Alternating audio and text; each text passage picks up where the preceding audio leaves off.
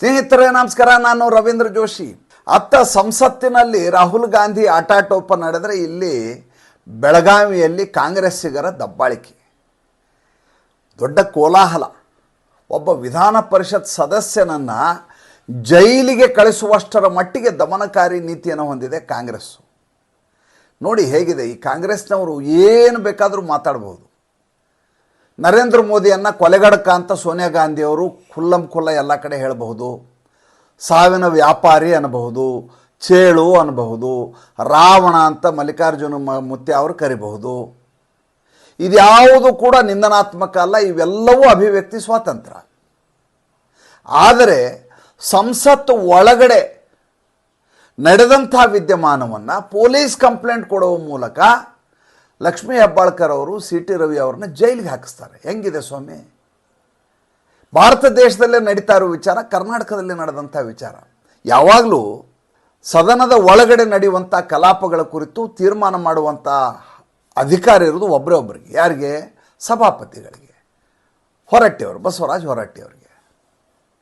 ಬಸವರಾಜ ಹೊರಟ್ಟಿಯವರು ಒಂದೋ ಆತನನ್ನು ಅಮಾನತಿನಲ್ಲಿ ಇಡಬಹುದು, ಖಾಯಮ್ಮಾಗಿ ನೀನು ಬರಬೇಡ ಅಂತ ಬೇಕಾದ್ರೆ ಆರ್ಡರ್ ಮಾಡಿಬಿಡ್ಬಹುದು, ಅಥವಾ ಆಡಿದಂಥ ಮಾತುಗಳು ಖಂಡನೀಯ ಅಂತೇಳಿ ಹಕ್ಕುಚ್ಯುತಿ ನಿರ್ಣಯವನ್ನು ವಿಪಕ್ಷದವರು, ಆಡಳಿತ ಪಕ್ಷದವರು ಕೈಗೊಳ್ಳಬಹುದು,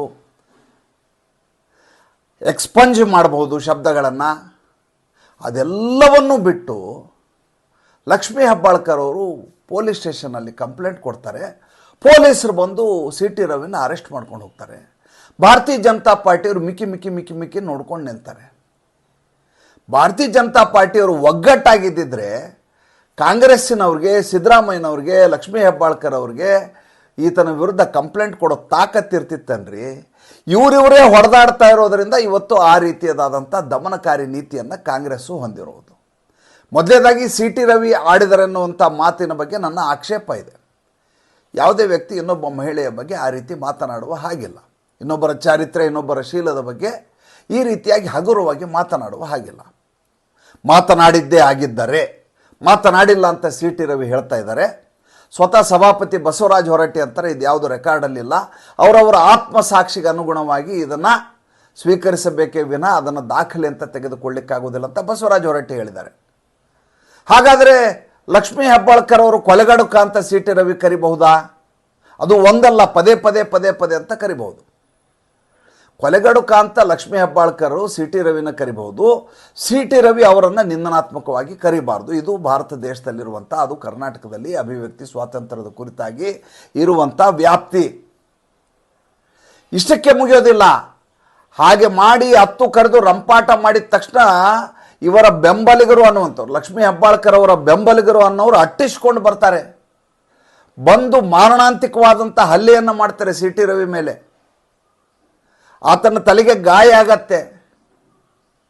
ಇಷ್ಟೆಲ್ಲ ಆದರೂ ಕೂಡ ಸರ್ಕಾರ ಇದ್ರ ಬಗ್ಗೆ ಒಂದು ಕ್ಷಮೆಯನ್ನು ಕೋರೋದಿಲ್ಲ. ಇಂಥದ್ದೊಂದು ಘಟನೆ ನಡಿಬಾರ್ದು ಅಂತ ಸಿದ್ದರಾಮಯ್ಯನವರು ಎಲ್ಲೂ ವಿಷಾದವನ್ನು ವ್ಯಕ್ತಪಡಿಸುವುದಿಲ್ಲ.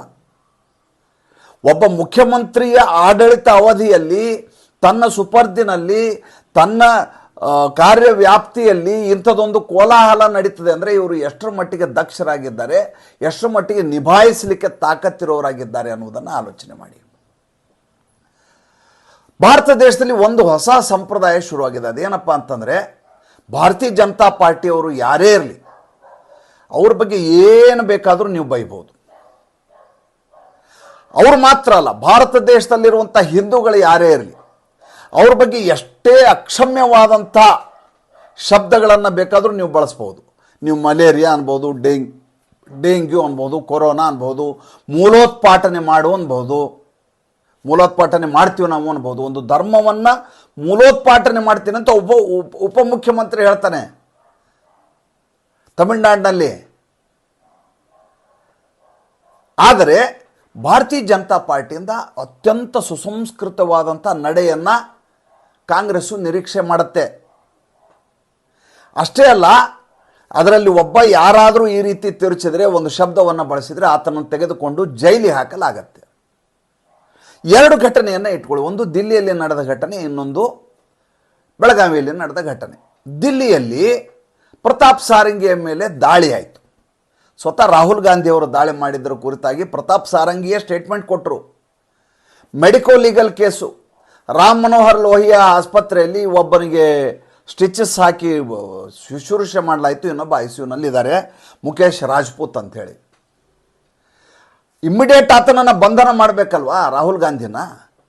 IPC 307 ಮೇಲ್ನೋಟಕ್ಕೆ ಸಾಬೀತಾಗಿರೋ ಘಟನೆ. ಇಲ್ಲಿವರೆಗೂ ಆತನ ಮೇಲೆ ಯಾವುದೇ ಕ್ರಮವನ್ನು ಕೈಗೊಳ್ಳಲಾಗಿಲ್ಲ. ಆತ ಇನ್ನೂ ಕೈ ಕಟ್ಕೊಂಡು ಓಡಾಡ್ತಾ ಇರುವಂಥ ನೀಲಿ ಟಿ ಶರ್ಟ್ ಹಾಕ್ಕೊಂಡು ದಾದಾಗಿರಿ ಮಾಡ್ಕೊಂಡು ಹೋಗ್ತಾ ಇರುವಂಥ ದೃಶ್ಯಗಳೇ ಓಡಾಡ್ತಾ ಇದ್ದಾವೆ ವಿನಾ ಅವ್ರ ಮೇಲೆ ಯಾವುದೇ ಕ್ರಮ ಕೈಗೊಂಡಿಲ್ಲ. ಕೇವಲ ಕಂಪ್ಲೇಂಟ್ ಲಾಡ್ಜ್ ಆಗಿದೆ, FIR ಹಾಕಿಲ್ಲ.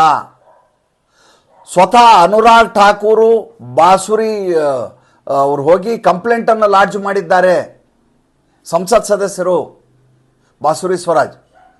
ಇಲ್ಲಿವರೆಗೂ ಯಾವುದೇ ಕ್ರಮ ಕೈಗೊಂಡಿಲ್ಲ. ಏಕೆಂದರೆ ಒಬ್ಬ ಸಂಸತ್ ಸದಸ್ಯ, ವಿಪಕ್ಷ ನಾಯಕ, ಆತನಿಗೆ ಆದಂಥ ಸ್ಥಾನಕ್ಕೆ ಆದಂಥ ಘನತೆ ಇರುತ್ತೆ. ಆ ರೀತಿ ಮಾಡಬಾರ್ದು. ಇದರ ಕುರಿತಾದಂಥ ಮುಂದಿನ ತನಿಖೆ ಆಗಲಿ ಅಥವಾ ಆತನೇ ಬಂದು ಕ್ಷಮೆ ಕೇಳಲಿ, ಇದನ್ನು ಇಷ್ಟಕ್ಕೆ ಮುಗಿಸೋಣ ಅಂತ. ಆದರೆ ಕರ್ನಾಟಕದಲ್ಲಿ ಹಾಗಲ್ಲ. ಇದ್ದಕ್ಕಿದ್ದ ಹಾಗೆ ದೊಡ್ಡ ಸೀನ್ ಕ್ರಿಯೇಟ್ ಮಾಡ್ತಾರೆ ಲಕ್ಷ್ಮೀ ಹೆಬ್ಬಾಳ್ಕರ್ ಅವರು. ಅಷ್ಟೇ ಅಲ್ಲ, ನನಗೆ ಭಾಳ ದೊಡ್ಡ ನಿಂದನೀಯವಾದಂಥ ಹೇಳಿಕೆಯನ್ನು ಅವ್ರು ಕೊಟ್ಟಿದ್ದಾರೆ ಅಂತ ಹೇಳ್ತಾ ಇದ್ದಾರೆ. ಹೇಳಿದ ತಕ್ಷಣ ಹೋಗಿ ಪೊಲೀಸ್ ಕಂಪ್ಲೇಂಟ್ ಕೊಡ್ತಾರೆ. ಇವ್ರು ಕಂಪ್ಲೇಂಟ್ ಆಗಿದೆ ಅಂತ ಗೊತ್ತಾಗೋಕ್ಕಿಂತ ಮುಂಚೆ ಎಲ್ಲ ಜನ ನೆರ್ಕೊಂಡು ಬಂದು ಹಾಕಿ ತದುಕ್ತಾರೆ. ಎಲ್ಲಿ ಬೇರೆ ಎಲ್ಲಿಯೋ ರಸ್ತೆನಲ್ಲಿ ನಡೆದದ್ದಲ್ಲ, ಸುವರ್ಣಸೌಧ ಬೆಳಗಾವಿಯಲ್ಲಿ ನಡೆದಂಥ ಘಟನೆ ಇದು. ಇದಾದ ಮೇಲೆ ಪೊಲೀಸರು ಬಂದು ಅರೆಸ್ಟ್ ಮಾಡ್ಕೊಂಡು ಕರ್ಕೊಂಡು ಹೋಗ್ತಾರೆ. ಭಾರತೀಯ ಜನತಾ ಪಾರ್ಟಿಯ ನಾಯಕರಾದಂಥ R ಅಶೋಕ್ನಾಥ್ ಅವ್ರನ್ನ ಪೊಲೀಸ್ ಸ್ಟೇಷನ್ ಒಳಗಡೆ ಪೊಲೀಸರು ಬಿಡೋದಿಲ್ಲ. ನೋಡಿ ಹೇಗಿದೆ. ಆತನ ಕ್ರಿಮಿನಲ್ ಆರೋಪಿನ, CT ರವಿ ಏನು ಕ್ರಿಮಿನಲ್ ಆರೋಪಿ ಏನ್ರಿ? ಜೈಲಿಗೆ ನಾನು ಹೇಳ್ತಾ ಇರೋದು, ಆತ ಯಾವ್ದು ಮರ್ಡರ್ ಮಾಡಿ ಬಂದಿದ್ದಾರಾ? ಆತ ಈ ರೀತಿ ಹೇಳಿದ್ದಾರೆ ಅಂತ ಲಕ್ಷ್ಮೀ ಹೆಬ್ಬಾಳ್ಕರ್ ಹೇಳ್ತಾ ಇದ್ದಾರೆ. ಲಕ್ಷ್ಮೀ ಹೆಬ್ಬಾಳ್ಕರ್ ಕೊಲೆಗಡಕ ಅಂದದ್ದಕ್ಕೆ ಎಲ್ಲ ಕಡೆ ನಿಮ್ಗಾಗಲೇ ದಾಖಲೆಗಳು ಬರ್ತಾ ಇದ್ದಾವೆ. ಹೀಗಿರುವಾಗ ಒಬ್ಬ ವ್ಯಕ್ತಿಯನ್ನು ಭೇಟಿ ಆಗಲಿಕ್ಕೆ ಪೊಲೀಸರು ಅವಕಾಶ ಕೊಡೋದಿಲ್ಲ ಅಂತಂದರೆ ಸರ್ಕಾರ ಯಾವ ರೀತಿಯ ದಮನಕಾರಿ ನೀತಿಯನ್ನು ಭಾರತೀಯ ಜನತಾ ಪಾರ್ಟಿ ವಿರುದ್ಧ ಹೊಂದಿದೆ ಅನ್ನೋದನ್ನು ಆಲೋಚನೆ ಮಾಡಬೇಕು. ಹಾಗಂತ CT ರವಿ ಹೇಳಿದ್ದನ್ನು ನಾನು ಒಪ್ಕೋತೀನಿ ಅಂತಲ್ಲ. CT ರವಿ ಈ ಮಾತನ್ನು ಹೇಳಿದರೆ ಅದು ಆಕ್ಷೇಪಾರ್ಹವೇ. ಯಾವ ವ್ಯಕ್ತಿ ಕೂಡ ಈ ರೀತಿ ಮಾತಾಡಬಾರ್ದು. ಆದರೆ CT ರವಿ ಮೇಲೆ ಸರ್ಕಾರ ಕೈಗೊಂಡಂಥ ಕ್ರಮ ಇದೆಯಲ್ಲ, ಅದು 100% ನಿಂದನೀಯ. ಒಂದು ಸರ್ಕಾರ ಇಂಥ ಸಂದರ್ಭದಲ್ಲಿ ಯಾವ ರೀತಿಯಾಗಿ ಪ್ರಕರಣವನ್ನು ನಿಭಾಯಿಸುತ್ತೆ ಮತ್ತು ಯಾವ ರೀತಿಯಾಗಿ ವಿಪಕ್ಷದವರಿಗೆ ನೀಡಬಹುದಾದಂಥ ಗೌರವ ಭದ್ರತೆಯನ್ನು ನೀಡತ್ತೆ ಅನ್ನೋದು ಕೂಡ ಭಾಳ ಮುಖ್ಯ ಆಗತ್ತೆ. ಆದರಾಗಲಿ ಹೊಡೆದು ಬಿಡ್ರಿ ಅನ್ನೋ ರೀತಿಯಲ್ಲಿ ಸರ್ಕಾರ ನಿಂತುಬಿಟ್ರೆ, ಸ್ಟೇಟ್ ಇಸ್ ಅ ಟೆರರಿಸ್ಟ್ ಅಂತ ಒಂದು ಮಾತಿದೆ. ಅಂದರೆ ಯಾರ್ಯಾರು ಸರ್ಕಾರದ ವಿರುದ್ಧ ಧ್ವನಿಯನ್ನೆತ್ತಾರೋ ಅವರನ್ನು ದಮನಗೊಳಿಸುವಂಥ ಮನಸ್ಥಿತಿಯನ್ನು ಸರ್ಕಾರಗಳು ಹೊಂದಿರ್ತವೆ ಅಂತ ಒಂದು ಮಾತಿದೆ. ಅದಕ್ಕೆ ಅನುಗುಣವಾಗಿ ಅನುರೂಪವಾಗಿ ಈಗ ಸರ್ಕಾರ ಮಾಡಿರೋದು. ಸದನವೇನೋ ಮುಗಿದು ಹೋಯಿತು, ಆದರೆ ಸದನದ ಇತಿಹಾಸದಲ್ಲಿ ಈ ಕಪ್ಪು ಚುಕ್ಕೆ ದಾಖಲಾಗತ್ತೆ. CT ರವಿಗೇನು ಗಲ್ಲಿಗೆ ಏರ್ಸಕ್ಕೆ ಆಗೋದಿಲ್ಲ. ಮೊದಲೇದಾಗಿ ನಾನು ಈಗಾಗಲೇ ಹೇಳಿದ ಹಾಗೆ ಸದನದ ಒಳಗಡೆ ನಡೆಯುವಂಥ ವಿದ್ಯಮಾನವನ್ನು ಯಾವುದೋ ಪೊಲೀಸ್ ಇನ್ಸ್ಪೆಕ್ಟರ್ ತೀರ್ಮಾನ ಮಾಡೋಕ್ಕಾಗಲ್ಲ. ಅಲ್ಲಿ ಸ್ಪೀಕರೇ ಇದರ ಕುರಿತು ತೀರ್ಮಾನ ಮಾಡಬೇಕು. ಆದರೆ ಸ್ಪೀಕರ್ ತೀರ್ಮಾನ ಮಾಡಬಹುದಾದ ವಿಚಾರವನ್ನು ಪೊಲೀಸರು ತಮ್ಮ ಕೈಗೆತ್ತಿಕೊಂಡು ಒಬ್ಬ ಕಂಪ್ಲೇನೆಂಟ್ ಹೇಳಿದ್ದಾರೆ ಅನ್ನುವಂಥ ಕಾರಣಕ್ಕೋಸ್ಕರ ಬಂಧಿಸಿ ಕರ್ಕೊಂಡು ಹೋಗಿದ್ದಾರೆ. ಎರಡನೇದಾಗಿ ಇದರ ಕುರಿತಾಗಿ ಸಭಾಪತಿ ಮಧ್ಯಪ್ರವೇಶ ಮಾಡಿ ಈ ರೀತಿ ಪೊಲೀಸರು ಬರ್ಕೂಡ್ದು, ನನ್ನ ಹಕ್ಕೇನು, ನನ್ನ ಅಧಿಕಾರ ಏನು ಅಂತ ಪ್ರಶ್ನೆ ಮಾಡಬೇಕಾಗಿತ್ತು. ಮೂರನೇದಾಗಿ ಸಿದ್ದರಾಮಯ್ಯ ಹೇಳಬೇಕಾಗಿತ್ತು, ಇದೊಂದು ಅನುಚಿತವಾದ ವರ್ತನೆ, ಯಾರೇ ಮಾಡಿದ್ರು ತಪ್ಪು ಅಂತ. CT ರವಿಗೆ 4 ಬೈದು ಲಕ್ಷ್ಮೀ ಹೆಬ್ಬಾಳ್ಕರ್ ನಿಮ್ಗೆ ಸಮಾಧಾನ ಮಾಡಿ ಪ್ರಕರಣವನ್ನು ಮುಗಿಸ್ಬೇಕಾಗಿತ್ತು. ಇದನ್ನು ರಾದ್ಧಾಂತ ಮಾಡುವ ಮೂಲಕ ಕರ್ನಾಟಕದಲ್ಲಿ ಯಾವುದೂ ಸರಿಯಲ್ಲ ಅನ್ನೋದನ್ನು ಮತ್ತೊಂದು ಸಲ ಸಾಬೀತುಪಡಿಸಿದ್ದಾರೆ. ಇದು ಪ್ರಕರಣ ಏನು ಬೇಕಾದರೂ ಆಗಬಹುದು, ಆದರೆ ಇತಿಹಾಸದಲ್ಲಿ ದಾಖಲಾಗುವುದು ಮಾತ್ರ ನಿಜ. ನಾವು ಎಂಥ ಜನರನ್ನು ಚುನಾಯಿತರನ್ನಾಗಿ ಮಾಡ್ತಾಯಿದ್ದೀವಿ, ಆಯ್ಕೆ ಮಾಡ್ತಾಯಿದ್ದೀವಿ ಅನ್ನೋದಕ್ಕೆ ಇದಕ್ಕಿಂತ ಜ್ವಲಂತ ನಿದರ್ಶನ ಇನ್ನೊಂದು ಸಿಗ್ಲಿಕ್ಕೆ ಸಾಧ್ಯವೇ ಇಲ್ಲ. ಮತ್ತೆ ಮಾತಾಡ್ತೀನಿ. ಸಂಚಿಕೆ ಇಷ್ಟ ಆಗಿದರೆ ಲೈಕ್ ಮಾಡಿ, ಫಾಲೋ ಮಾಡಿ, ಶೇರ್ ಮಾಡಿ.